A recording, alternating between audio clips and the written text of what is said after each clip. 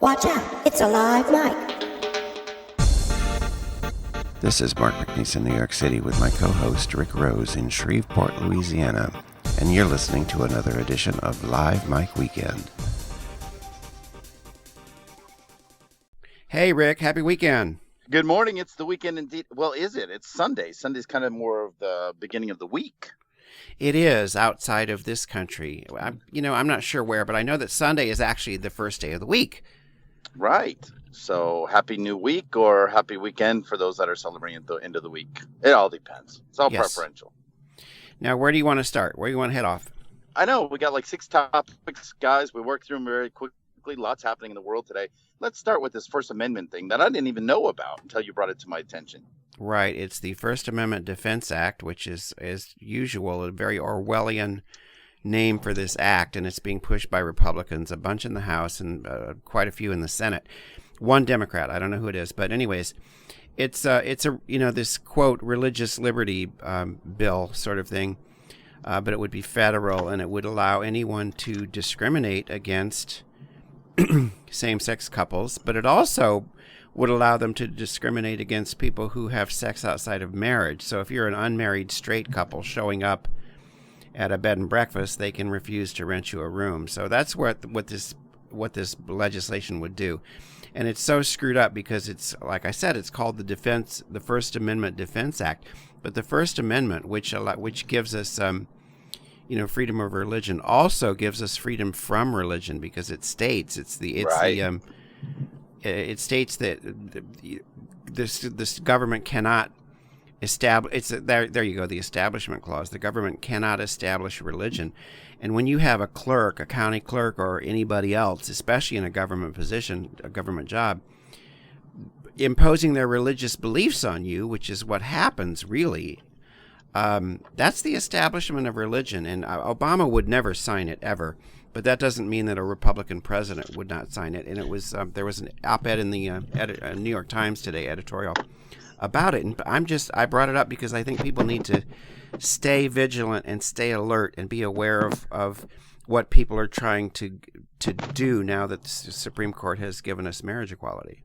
Yeah, it doesn't really matter who's going to sign it, if they will, if they won't, or what. What it really is a matter of is a step back in time. All those steps forward, we know we're going to have to step back once in a while, but the step way back makes absolutely no sense.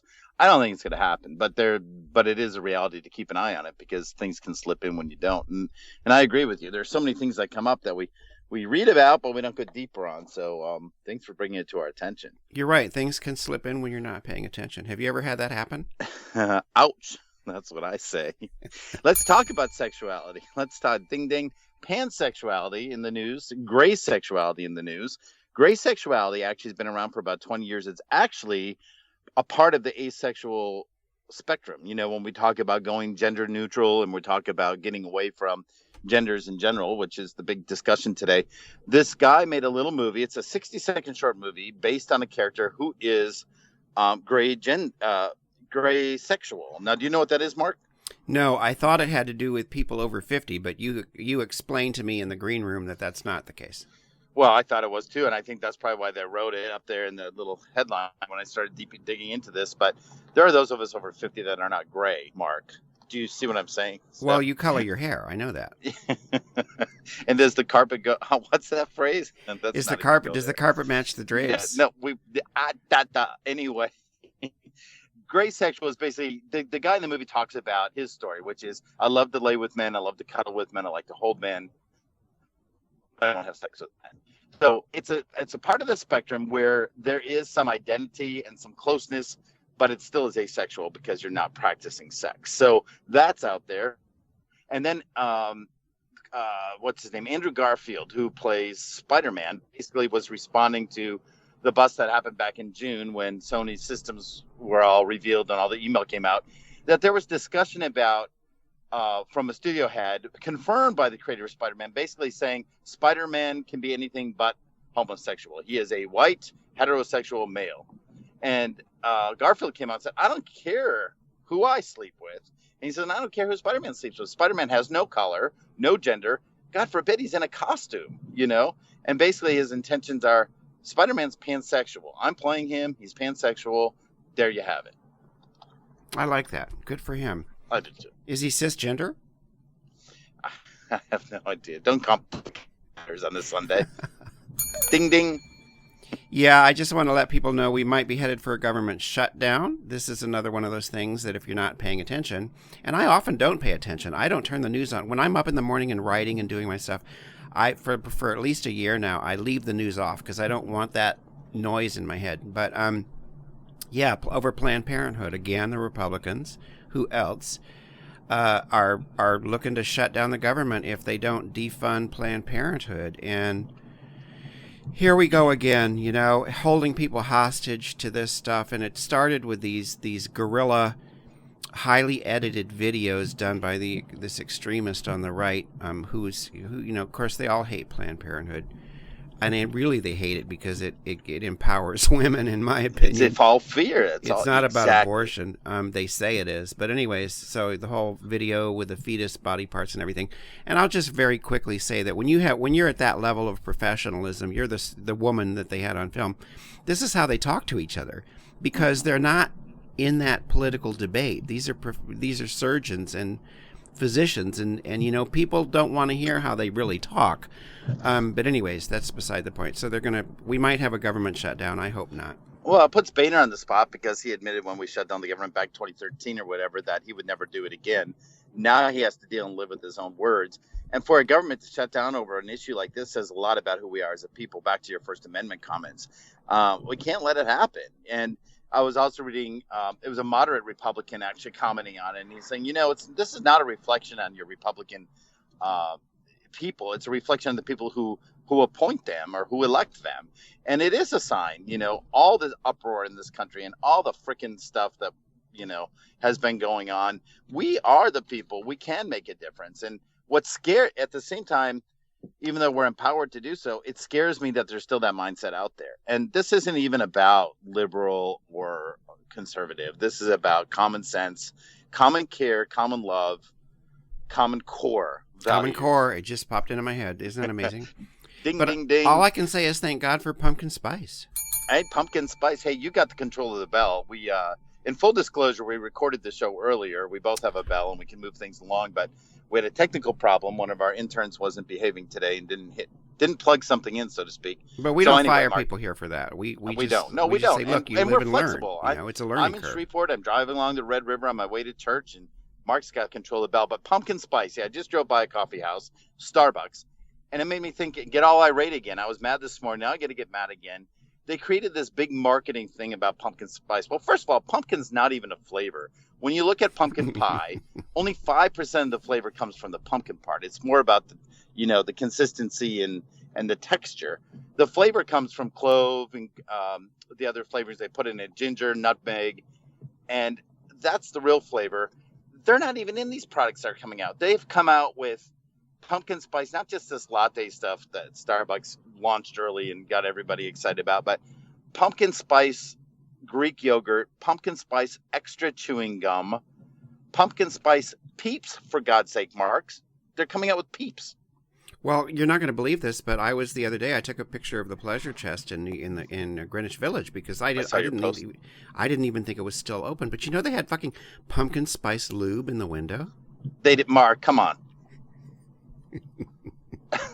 It's everywhere. They have pumpkin spice ice cream, and the one that really got me, almost made me upchuck as much as you just mentioned the lube, is pumpkin spice hummus. So you got the hummus and the hummus. I'm disgusted. It is disgusting. And think about the lube, though. How are you going to taste it? Did I lose you? No, I'm here. Okay. Change the subject. What you got? Just the Whitney Houston hologram tour. I will be last in line. I'm not going to this thing.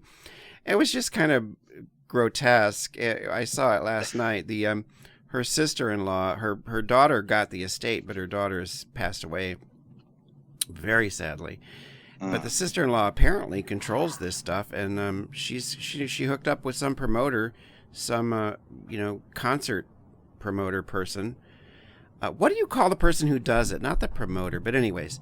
So they're going to do a Whitney Houston hologram tour. It's like a concert of Whitney Houston holograms, and it's just bizarre. I think you mentioned, because we did, you told people this is our second take, but anyways, yeah, they did the Michael Jackson thing. Okay, that's fine. It's a stunt. It goes back to having them sing with Elvis, whoever did that, Celine Dion or somebody. But I mean, to do a whole concert with a hologram, it's about the money, and they say, well, they just want to keep her artistry alive and let people enjoy her who knew her in the next generation, see how amazing she was. It's about the ka-ching, man. That's what it's about. So I think it's just morbid and weird, and I'm not going.